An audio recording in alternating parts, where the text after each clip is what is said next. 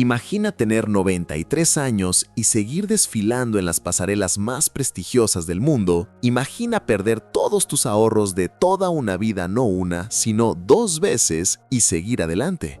Imagina ser tan pobre que tu familia no tenía ni teléfono, pero convertirte en la musa de Salvador Dalí. Imagina aparecer en la portada de Vogue a los 15 años y seguir trabajando casi 80 años después. Esta es la historia de Carmen del Orfice, la modelo más longeva del mundo según el Guinness World Records. Una mujer que ha sobrevivido a la Gran Depresión, 3 matrimonios destructivos, 2 quiebras financieras devastadoras, 3 abortos traumáticos y el dolor de perder al amor de su vida 2 semanas antes de su boda. Y aún así, sigue demostrando que la belleza y la elegancia no tienen fecha de caducidad. Porque si alguien puede enseñarnos sobre resiliencia, determinación y reinvención constante, es esta mujer extraordinaria. Nueva York, junio de 1931. Carmen nace en plena Gran Depresión, hija de un violinista italiano y una bailarina húngara que habían emigrado a Estados Unidos buscando el sueño americano. Pero la realidad fue mucho más dura de lo que imaginaban. Sus padres tenían una relación tormentosa, caracterizada por constantes peleas, separaciones y reconciliaciones. Carmen pasó gran parte de su infancia siendo enviada a casas de acogida o viviendo con otros familiares cada vez que sus padres se peleaban. Cuando estaban juntos, apenas tenían para sobrevivir. Su madre, que había sacrificado su carrera en el teatro para trabajar y poder alimentar a Carmen, era estricta y exigente. Nunca hacía nada bien, recordaría Carmen años después. Esa búsqueda constante de validación marcaría toda su vida. Pero había algo en lo que Carmen sí destacaba: la gracia natural. Su madre, con sus raíces en el mundo artístico, le inculcó el amor por la belleza y la moda. Aunque no podían permitirse comprar ropa, su madre cosía todos sus vestidos, a partir de patrones. Carmen aprendió desde muy pequeña que la elegancia no era cuestión de dinero, sino de buen gusto y disciplina. La vida de Carmen cambió en un autobús. A los 13 años, mientras iba camino a su clase de ballet, fue abordada por la esposa del fotógrafo Hermann Landshoff. «Deberías modelar», le dijo la mujer. Para Carmen, el modelaje nunca fue su sueño. Ella quería ser bailarina profesional. Pero su familia estaba desesperada por dinero, así que accedió a hacer unas fotos de prueba en Jones Beach. Fueron un completo fracaso. Un fiasco total, las llamó la propia Carmen. Pero alguien vio algo en ella que otros no veían. Su padrino la presentó a Vogue y con solo 15 años, Carmen firmó su primer contrato de modelaje por $7.50 la hora. En ese momento, el salario promedio en Estados Unidos era de 25 a 35 centavos la hora. Para una familia que apenas tenía para comer, ese dinero era un salvavidas. Pero el éxito no llegó de la noche a la mañana y el dinero tampoco fue suficiente. A pesar de modelar por Vogue, Carmen y su madre seguían luchando financieramente. No tenían teléfono en casa, así que la revista tenía que enviar mensajeros a su apartamento para avisarle de los trabajos. Carmen iba en patines a las sesiones fotográficas para ahorrar el dinero del autobús. Estaba tan desnutrida que los legendarios fotógrafos Horst B. Horst y Cecil Beaton tenían que sujetar los vestidos con alfileres por detrás y rellenar las curvas con papel de seda. Durante el día, trabajaba con las leyendas de la moda. Por las noches, volvía a casa a limpiar y coser junto a su madre para pagar el alquiler. Carmen y su madre eran costureras excepcionales y hacían dinero extra confeccionando ropa para otras modelos, incluyendo a Dorian Lee, con cuya hermana menor, Susie Parker, Carmen se convertiría en mejor amiga. Pero gradualmente, su estrella comenzó a brillar. El fotógrafo Erwin Blumenfeld se convirtió en uno de sus mayores admiradores y disparó su primera portada de Vogue en 1946. Carmen tenía solo 15 años. Cuando vio esa primera portada, quedó mortificada. Pensó que parecía un chico. Esperaba que fuera solo una copia, pero pronto descubrió que era toda la pila debajo también. El mundo entero vería esa imagen. Irving Penn la fotografió como Blancanieves, Caperucita Roja y Cenicienta. Fue como si los cuentos de hadas cobraran vida, excepto que la vida real de Carmen era mucho más dura que cualquier cuento. A los 16 años ya había aparecido en múltiples portadas de Vogue, convirtiéndose en una de las modelos de portada más jóvenes en la historia de la revista, junto a nombres como Brooke Shields y Nikki Taylor. En esas primeras 3 semanas, Carmen trabajó con Clifford Coffin, Irving Blumenfeld, Irving Penn, Constantin Joffé. Se convirtieron en mis mentores y mi familia sustituta, recordaría. Me trataban como un ser humano y me di cuenta de que yo era algo. Cecil Beaton la llevó a conocer a Salvador Dalí. Fui amiga de Dalí hasta el día que murió, contaría Carmen. El artista surrealista la convirtió en su musa y ella posó desnuda para él. Era solo un amigo, así es como me sentía con todos ellos. Con Richard Avedon tuvo que ganarse su aprobación.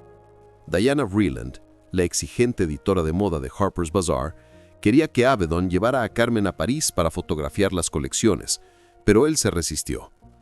Estaba obsesionado con la modelo Susie Parker, quien casualmente era mejor amiga de Carmen. Vreeland le torció el brazo a Avedon, quien finalmente accedió con una condición: que llevara a Susie como respaldo por si Carmen no funcionaba. Por supuesto, Carmen funcionó perfectamente. Pero la historia con Salvador Dalí tiene un capítulo desgarrador que revela la brutalidad de la pobreza que Carmen vivía. Cuando Carmen posaba para Dalí a los 15 años, le pagaban exactamente $7.50 por sesión. Era el dinero que desesperadamente necesitaba llevar a casa para que su madre pudiera comer. Durante las sesiones en las suites del St. Regis Hotel, Carmen no podía dejar de mirar los maravillosos dibujos al carbón de caballos que Dalí tenía esparcidos por todo el suelo. Eran hermosos, poderosos, únicos. Los admiraba constantemente mientras posaba. Y entonces llegó el momento que la marcaría para siempre. Un día, Dalí se dio cuenta de cuánto admiraba Carmen esos dibujos y le hizo una pregunta que sonaba simple, pero que para ella era imposible. ¿Preferirías tener uno de los dibujos en lugar de los $7.50? Le preguntó Dalí con una sonrisa. Carmen se quedó paralizada. Sabía que esos dibujos de Dalí valdrían una fortuna algún día. Sabía que tener una obra original de uno de los artistas más importantes del siglo XX era algo que la mayoría de la gente nunca podría soñar. Pero también sabía que su madre necesitaba ese dinero para comer esa semana. Le dije que tendría que preguntarle a mi madre, recordó Carmen décadas después, con una mezcla de tristeza y resignación en su voz. Dalí, conmovido por su honestidad, hizo algo extraordinario. Firmó el dibujo favorito de Carmen, uno de los caballos que ella más admiraba, y lo apartó, guardándolo para la próxima vez que ella viniera. Pero cuando Carmen le preguntó a su madre, la respuesta fue tan esperada como dolorosa. Desafortunadamente, mamá necesitaba el dinero. Imagina eso, un adolescente de 15 años teniendo que rechazar un Dalí original, firmado y dedicado especialmente para ella, porque $7.50 era la diferencia entre comer o no comer. Ese dibujo de Dalí que Carmen rechazó hoy valdría potencialmente millones de dólares. Podría haber cambiado su vida, podría haberla salvado de todas las quiebras financieras que vendrían después. Pero en ese momento solo valía una semana de comida. La redención llegó años después. Sin embargo, Dalí siguió dibujándome a lo largo de los años y compensó con creces mi primera decepción, recordó Carmen con cariño. Mi amistad infantil con Dalí creció a lo largo de las décadas hasta el día que murió. Y hay un detalle final que cierra el círculo. Dalí pintó un retrato de Carmen en topless, que según registros verificados, ahora pertenece a la reina Isabel de Inglaterra. La niña pobre que tuvo que rechazar un Dalí original por $7.50 terminó siendo inmortalizada por él en una obra que acabó en manos de la realeza británica. Solo estaba feliz de llevarle a mi madre los $7.50 que me pagaban por posar, explicaría Carmen años después, con su característica ausencia de autocompasión. Nunca presté mucha atención a él. Seguía mirando los maravillosos dibujos de caballos. Era la perfecta ilustración de la vida de Carmen, rodeada de arte invaluable, trabajando con genios, pero tan pobre que tenía que elegir entre belleza eterna y sobrevivir un día más. Pero la vida personal de Carmen fue todo menos un cuento de hadas. A los 16 años, conoció a Bill Miles, un hombre 10 años mayor que ella. Lo que comenzó como un romance se convirtió en una obsesión devastadora que casi le cuesta la vida. Estaba obsesionada con él, pero él no quería comprometerse conmigo porque estaba teniendo un affair con una mujer casada mucho mayor, confesaría Carmen años después. La situación era tan tóxica que Carmen quedó embarazada no una, sino 3 veces antes del matrimonio. Y aquí viene la parte más oscura de su historia. Los 3 embarazos terminaron en aborto. Pero no eran abortos legales en un hospital, eran abortos clandestinos, ilegales, peligrosos. Uno fue en la mesa de cocina de un doctor en Brooklyn, los otros 2 en Pensilvania, recordó Carmen con un escalofrío. Pero al menos eran doctores respetables. Imagina eso, una adolescente famosa en la cúspide de su carrera, pasando por el trauma físico y emocional de abortos ilegales en mesas de cocina, y todo porque estaba obsesionada con un hombre que no la valoraba. Pero aquí está el giro cruel. Solo lo conseguí cuando ella, la mujer casada, murió, admitió Carmen. Bill Miles solo accedió a casarse con Carmen después de que su amante mayor muriera. Era el premio de consolación. Antes del tercer aborto, Miles le prometió que se casarían. Pero Carmen, en un momento de dignidad extraordinaria, le dijo que solo aceptaría casarse después del aborto, no antes. Quería que me amara por mí misma, no por obligación. Se casaron cuando Carmen tenía 21 años. Del matrimonio nació Laura, la única hija de Carmen. Pero Miles la engañaba constantemente, tomaba su dinero y era un padre ausente. En 1958, Carmen conoció al fotógrafo Richard Hyman. Se casaron apenas 6 meses después, y entonces Carmen tomó una decisión que cambiaría su vida. Decidió retirarse del modelaje. Quería ser esposa, madre, una mujer normal. Pero tan pronto como dejó el modelaje, Richard la abandonó.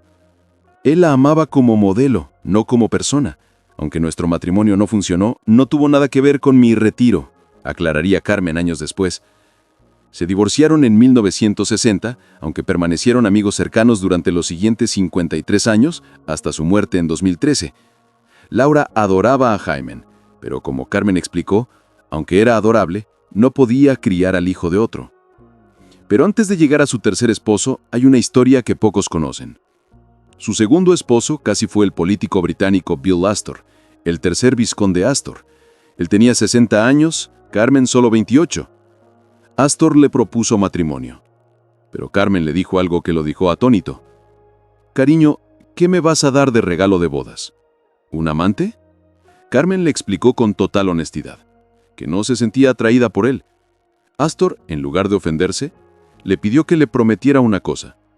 Si alguna vez se casaba de nuevo, él tenía que conocer al hombre primero. Y Carmen cumplió su promesa, presentándole a su tercer esposo, el joven arquitecto Richard Kaplan. Carmen conoció a Richard Kaplan a principios de 1963 y se casaron ese mismo año. «Me casé con 2 Richards, así que era más fácil cuando me daba la vuelta en la cama por la noche», bromeaba Carmen con un destello en los ojos. Al principio parecía el matrimonio perfecto. Vivían en un triplex penthouse en Park Avenue y tenían una casa construida a partir de un granero en Amagansett que a Carmen le encantaba decorar. Los sobrinos y sobrinas de Richard venían en bicicleta. Más tarde, agregué una piscina a los terrenos. Podías oírlos a las 8 o 9 de la mañana. Era un tiempo dulce tener a los niños alrededor. Tenía una familia, armonía, estaba contenta. Pero había un problema que Carmen no descubrió hasta después de casarse. Richard no podía tener hijos. Descubrir que no podía tener hijos fue una gran decepción. Carmen había querido más hijos. Y entonces llegaron los años 60 y 70, y con ellos la revolución sexual y la cultura juvenil. Desafortunadamente, la era cobró su precio, recordó Carmen. Richard compró la cultura juvenil. Estábamos rodeados de drogas, libertinaje sexual y minifaldas. Yo era demasiado vieja para eso, madurando donde él simplemente no lo haría. Carmen tenía 42 años. Su esposo de repente la veía como vieja. De repente parecía vieja para él, dijo Carmen con dolor en la voz. La presión era tan intensa que Carmen casi tomó una decisión drástica. Casi me hago cirugía de pechos para complacerlo, lo cual habría sido un error terrible. Un pequeño suspiro escapó de Carmen al recordarlo. No puedes hacer que la gente reaccione de otra manera como lo hacen. Habían estado casados 11 años, 8 increíbles y 3 horribles. Acostumbrada a juzgarse a sí misma por el reflejo en los ojos de los hombres que amaba, Carmen se sintió deprimida y acabada. Dejó de modelar por 5 años en un esfuerzo por descubrir quién era realmente y aprender a verse a sí misma. Durante años, Carmen había sido la favorita de Vogue, pero de repente la revista perdió interés en ella. Eileen Ford, la legendaria agente de modelos, se negó a representarla. Era el ciclo cruel de la industria de la moda. A los 26 años, Carmen ya parecía más grande para modelar. En una industria donde la mayoría de las modelos se retiran a los 30, Carmen parecía haber llegado al final de su carrera. Pero Carmen tenía algo que muchas no tenían: necesidad implacable. No podía darse el lujo de retirarse. Así que empezó a trabajar para catálogos y lencería, ganando $300 por hora. Finalmente, en 1953, Ford aceptó representarla. Pero la época dorada parecía haber terminado. Justo antes de volver al trabajo después de su divorcio, Carmen tomó una decisión que definiría su carrera para siempre. Tomé la decisión de dejar que mi cabello hiciera lo suyo. Mis padres se habían vuelto grises muy temprano. Estaba tomando control de mi apariencia física en lugar de que los editores acicalaran a una no entidad. Ese cabello plateado distintivo se convirtió en su firma. Era un acto de rebeldía y autenticidad en una industria obsesionada con la juventud. Pero en medio de su reinvención profesional, Carmen se vio envuelta en una de las historias de amor más complicadas y dolorosas de su vida. Norman Parkinson no era solo cualquier fotógrafo, era una leyenda viviente, uno de los más grandes de su generación, y tenía un ojo especial para Carmen. Parks no era solo una persona visual, era un intelecto, recordó Carmen con cariño. Pero había un problema. Norman estaba casado con Wenda Parkinson y Carmen estaba en una relación con David Susskind, un famoso presentador de talk shows estadounidense. Y aún así, a finales de los años 80, Norman y Carmen comenzaron un affair secreto. Él me rescató, dijo Carmen sobre Norman. No fue solo un romance físico, fue emocional y profesional. Norman la llevó de vuelta a la alta moda cuando otros la habían relegado a fotografías de mujeres mayores. La fotografió para French Vogue y para Town & Country, en San Simeon. Trabajaban juntos, viajaban juntos y se amaban en secreto. Pero la situación era insostenible. Él me rogó que no me casara con David, confesó Carmen. Norman quería estar con ella, pero Carmen le dijo algo que cambiaría todo. Le dije que no podía dejar a su esposa mientras estuviera tan enferma.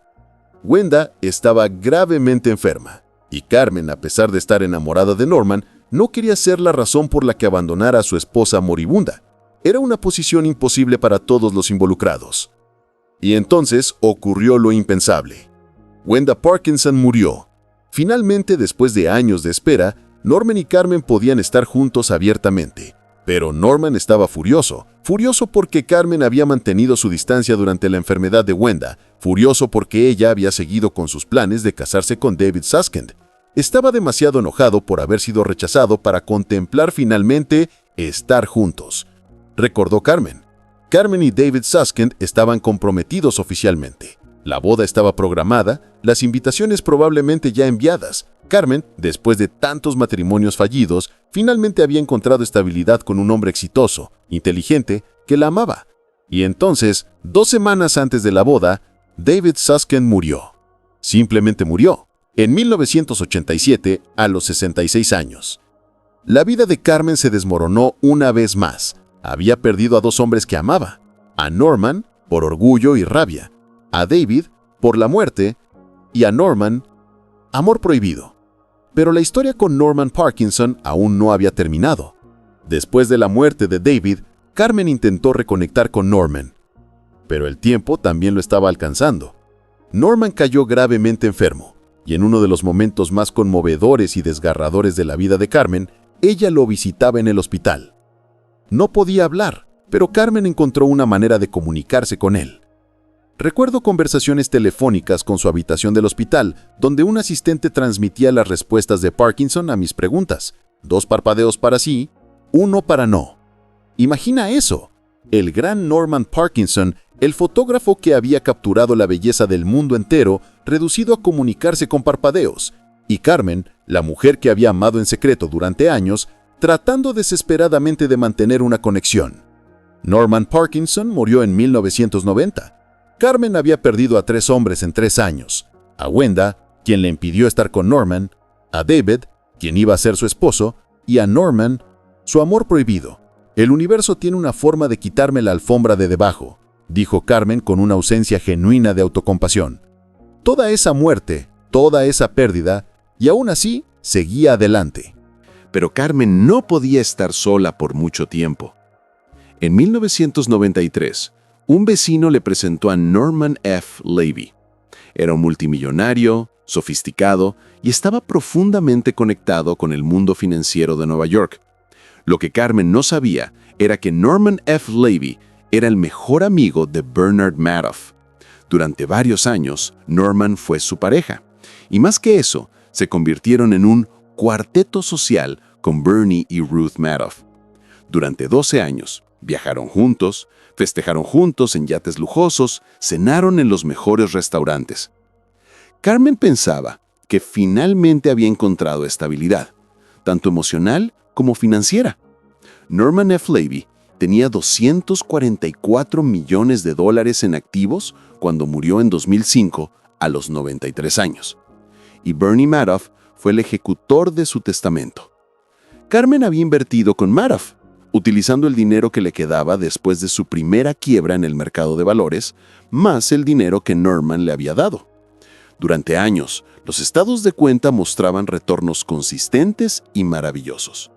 Y entonces, en 2008, el castillo de naipes colapsó. Bernie Madoff resultó ser uno de los estafadores más grandes de la historia. Su esquema Ponzi había defraudado a miles de personas por miles de millones de dólares. Carmen perdió aproximadamente $2 millones. Todo lo que había logrado reconstruir después de su primera pérdida financiera. Todo, otra vez, desaparecido. Un detalle devastador. Norman F. Levy murió a los 94 años sin saber nunca que su mejor amigo, Bernie, fue atrapado como el estafador más grande de Wall Street. Murió pensando que había ayudado a Carmen a asegurar su futuro. En realidad, la había entregado al lobo. Cuando los periodistas le entrevistaron sobre la estafa de Madoff, esperaban lágrimas, ira, desesperación. Lo que obtuvieron fue algo completamente diferente. Es la segunda vez que me quedo sin los ahorros de toda mi vida, dijo Carmen tranquilamente, casi como si estuviera comentando sobre el clima. Y siguió adelante. Simplemente siguió adelante. ¿Te imaginas perder todos tus ahorros de vida, no una, sino 2 veces? La primera vez, en el crash del mercado de valores, la segunda vez, en la estafa más grande de la historia financiera. Y tu respuesta es encogerte de hombros y volver al trabajo. Es la vida, diría después. No había tiempo para la autocompasión. Había que seguir trabajando. En la década de 1980 y 1990, Carmen se había visto obligada a subastar sus famosas fotografías de modelaje de los años 40 a los 80 a través de Sotheby's. Décadas de recuerdos, décadas de arte, vendidos para sobrevivir. Y ahora, en sus 70 años, tenía que empezar de nuevo. ¡Otra vez! Pero había otro dolor que Carmen rara vez discutía públicamente: su relación con su madre.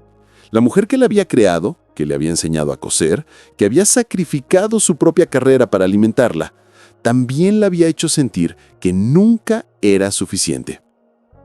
A sus 70 años, la madre de Carmen vendió la casa que Carmen le había comprado en el norte del estado de Nueva York y se fue a vivir en una casa rodante. Estaban distanciados. Estábamos separadas en ese periodo. Es todo lo que Carmen dijo. Pero cuando su madre envejeció y enfermó, Carmen hizo lo que siempre hacía, lo correcto. Con la ayuda de Norman, probablemente Norman F. Levy, consiguió que su madre entrara en el Lillian Booth Actors Home en Englewood, New Jersey. La experiencia que tuve esos años fue importante. Muerte, morir y doctores. Era un sistema roto.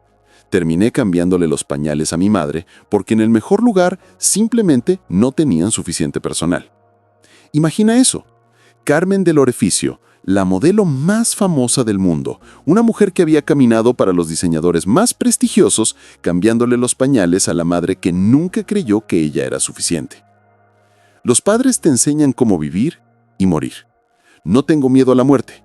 Llegué a eso temprano. Los chicos de al final de la calle nunca regresaron de la guerra. Y entonces estaba Laura, su única hija, el producto de ese primer matrimonio tóxico, con Bill Miles. En entrevistas, cuando hablaban sobre Laura, Carmen hacía una pausa larga y dolorosa.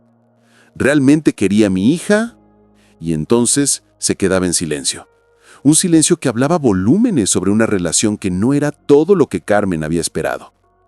No me casé para tener hijos, me casé para tener una relación y fui bendecida con un hijo. Laura siempre supo que era una niña deseada. Ella me tuvo a toda y todavía me tiene. Pero entre líneas se podía leer el dolor de una madre que había pasado tanto tiempo trabajando para sobrevivir que tal vez no había podido ser la madre que quería ser.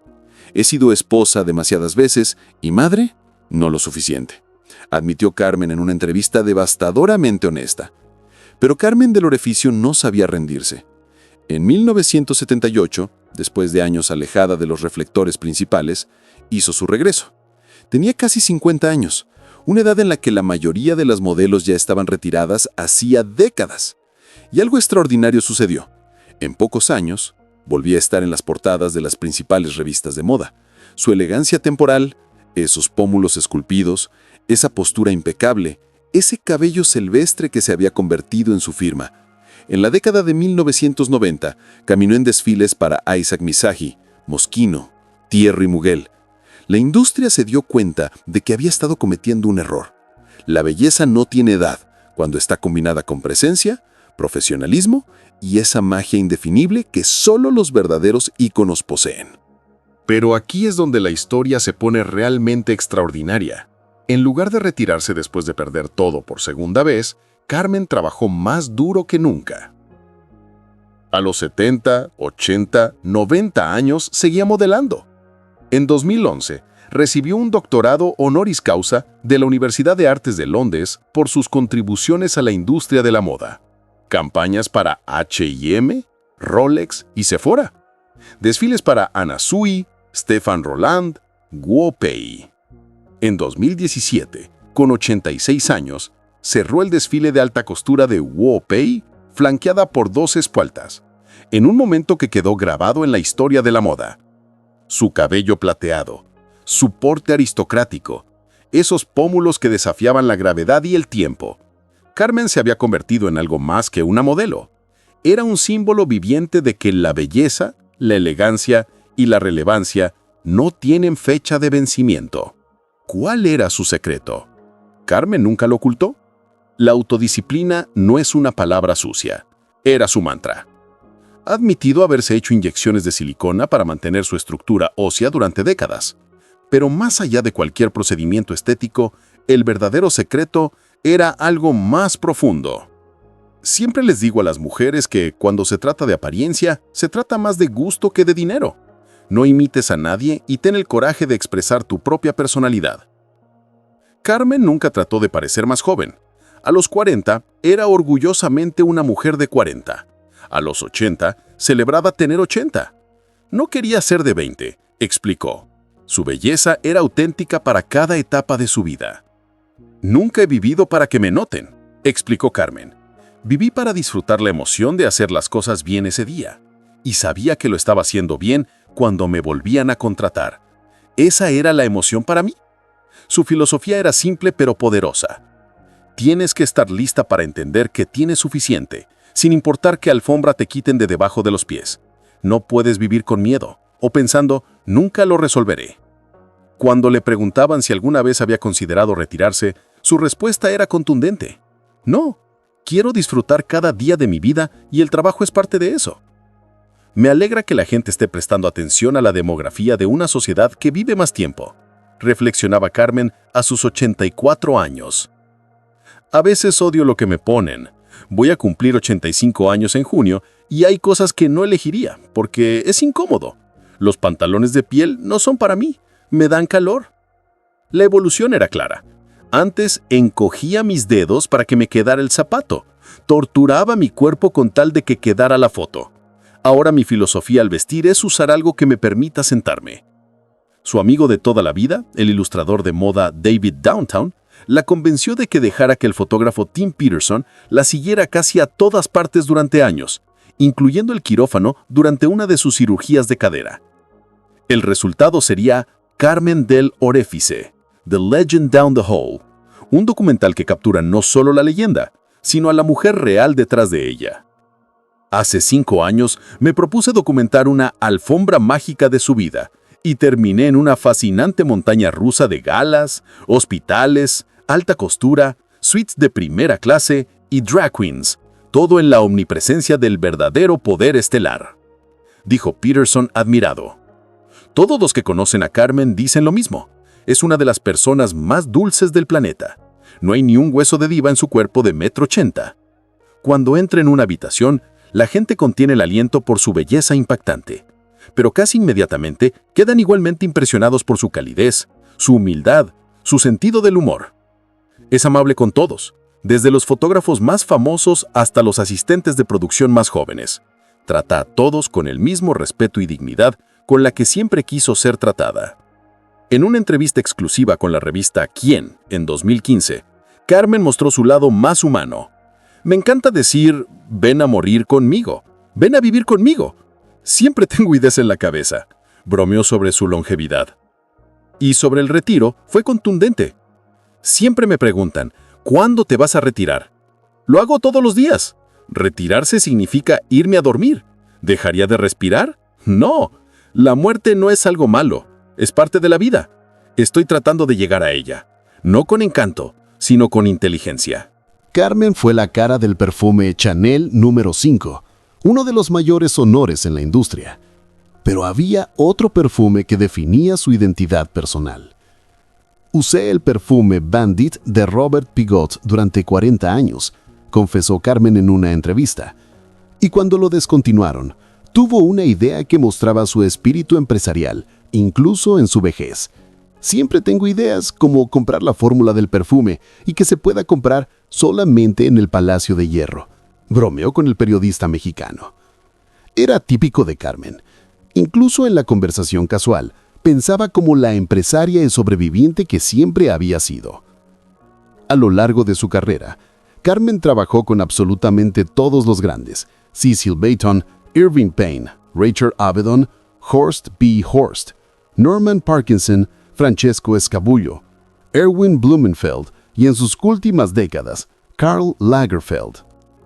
Lagerfeld la fotografió para una historia especial de Harper's Bazaar a cargo de Karin Reutefeldt, demostrando que incluso los más jóvenes genios de la moda reconocían su valor único. Como modelo nunca tuve una identidad. Yo era un camaleón, una actriz silenciosa. Reflexionó Carmen sobre su oficio. Era su manera de explicar cómo había podido reinventarse tantas veces a lo largo de 7 décadas. Hoy, a los 93 años, Carmen del Orefice sigue trabajando, sigue desfilando, sigue apareciendo en portadas de revistas, sigue siendo la modelo más longeva del mundo, un récord que nadie parece poder arrebatarle. Ha protagonizado campañas para marcas de todo el mundo, desde Gucci hasta el Palacio de Hierro en México, donde en 2015 colaboró con David Gandy e Isabeli Fontana para promover la reapertura de su tienda insignia. El Palacio de Hierro inició con ella sus campañas diferenciadas con modelos de distintas edades, revolucionando la industria en América Latina y demostrando que la belleza no tiene edad. Su Instagram tiene más de 111,000 seguidores que la siguen con devoción. Cada foto que publica es una lección de elegancia, una prueba viviente de que el estilo no se compra, se cultiva. En 2008, recibió el premio de la American Academy of Achievement. En 2011, el doctorado honoris causa de la Universidad de Artes de Londres. En 2012, fue incluida en el libro Guinness de los Récords como la modelo profesional de más edad del mundo. Pero quizás el reconocimiento más importante fue uno más simple. He tenido más portadas en la última década que las que tuve en todos los años anteriores, dijo Carmen con orgullo justificado. La industria que la había rechazado a los 26 años por ser demasiado vieja, Ahora la celebraba a los 80 o 90 años. Era la vindicación definitiva. Carmen también probó suerte en la actuación. Trabajó con Woody Allen en 2 películas, Celebrity 1998 y La maldición del escorpión de Jade 2001. También apareció en The Sun Chaser de Michael Cimino y en series de televisión como Ley y Orden, Unidad de Víctimas Especiales. Recibió el premio de Mejor Actriz de Reparto en el Festival Internacional de Video y Cine de Nueva York. No era solo una modelo que actuaba, era una actriz respetada por su derecho propio. Carmen ha visto la industria de la moda transformarse completamente. Desde los días cuando los fotógrafos trataban a las modelos como musas y colaboradoras artísticas, hasta la era moderna, donde todo es más comercial.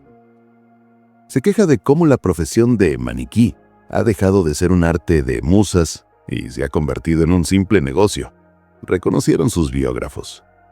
Pero incluso en esa industria cambiante, Carmen encontró su lugar. Porque ella nunca fue solo una modelo, fue una artista, una sobreviviente, una empresaria, una luchadora. La historia de Carmen Delioré-Fichet no es solo sobre belleza o longevidad, es sobre resiliencia inquebrantable, frente a una adversidad implacable.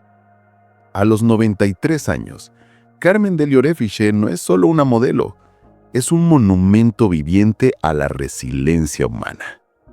Es la prueba de que puedes perderlo todo y aún así levantarte. Es la demostración de que la belleza real viene de adentro y se refleja afuera. Amo lo que hago.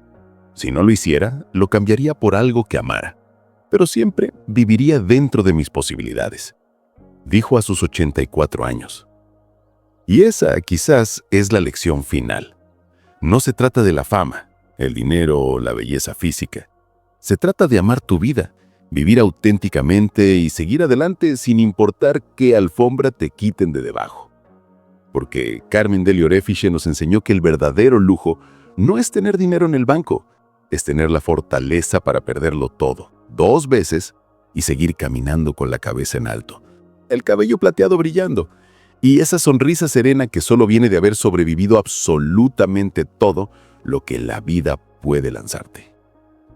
La niña que fue tan pobre que tuvo que rechazar un Dalí original por $7.50, se convirtió en la mujer cuyo retrato de Dalí pertenece a la reina de Inglaterra. Eso no es solo una carrera, es poesía pura.